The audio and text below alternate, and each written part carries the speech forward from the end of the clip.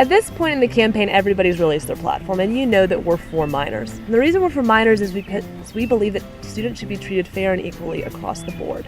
Right now, Athens is the only county in Georgia where students are automatically arrested and hauled off to jail if they're caught drinking underage. Everywhere else, you would just get a ticket. While we believe that it's important to uphold the law, we think that it should be fair for everybody. And so we're fighting for it to be a citation, community service, and a fine when you're caught drinking underage, not an automatic arrest. Now, some of you who have heard this think this is a great policy, and others think that while it may sound good, it would never happen in reality.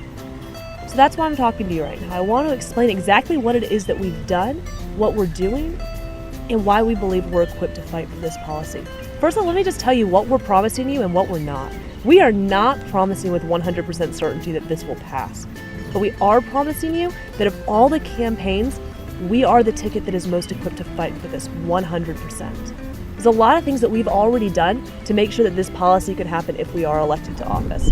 First, we sat down with legal counsel that's nationally recognized and has tried cases like this and worked for students in Georgia and North Carolina to make sure that this could happen before we even put this proposal on the table. And after sitting down with this attorney, he said that this was actually possible under Georgia code, that it was something that needed to happen, and that we were the only county that was still holding out on this.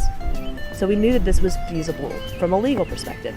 We also sat down with one of the professors in the School of Public Administration who actively advises police departments all over the southeastern region and who has ties to both the Athens-Clarke County and the UGA police chiefs. He said that once we get this policy completely hammered out, we can pass it on to the police chiefs so that they can give us feedback and know exactly what we're fighting for before we ever go to Athens-Clarke County mayor and commissioner and fight for this policy on the local government level. So those are all the things that we've done in preparation for what we're going to do in the future.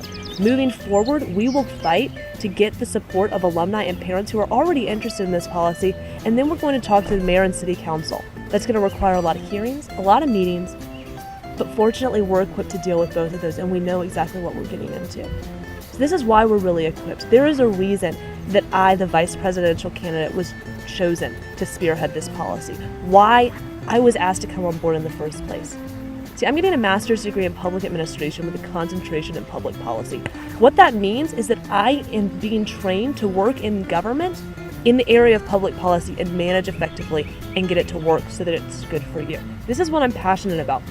I started studying and researching public policy as a sophomore in high school for speech and debate, and now, going into my senior year of college, I will be completing my third internship in public policy in 3 years. Some of the research that I did for one of those private sector internships is actually being used by private corporations and government agencies at this moment. I also have interned on the Hill during the debt ceiling negotiations, so I understand the political world and the type of obstacles that we're going to need to overcome for this type of thing. That's why I was asked to do this, because this is my passion and because this is what my background is all about. But then last but not least, we've got a few other reasons why we think this policy is absolutely feasible. First of all, we're not fighting for something that's completely and totally new. We're just fighting to have the policy in Athens change to what it is in every other county in Georgia. We're just fighting for everything to be the same across the board. This is not brand new. It's doable. The second reason that this is not the only time that SGA has fought to get something changed that required Athens-Clarke County to work with them. The entire reason that you as a student can ride Athens transit buses for free if you have your UGID is because an SGA president sat down with Athens-Clarke County and got that hammered out. SGA didn't have full jurisdiction, but they were able to work with the local government to get it passed. So we're not fighting for something completely out of the ordinary. So yeah, with this policy, we are fighting for something difficult, but we have what it takes to do it, and we believe that it's time for SGA to actually fight for something that is difficult, because it's going to directly and significantly impact you.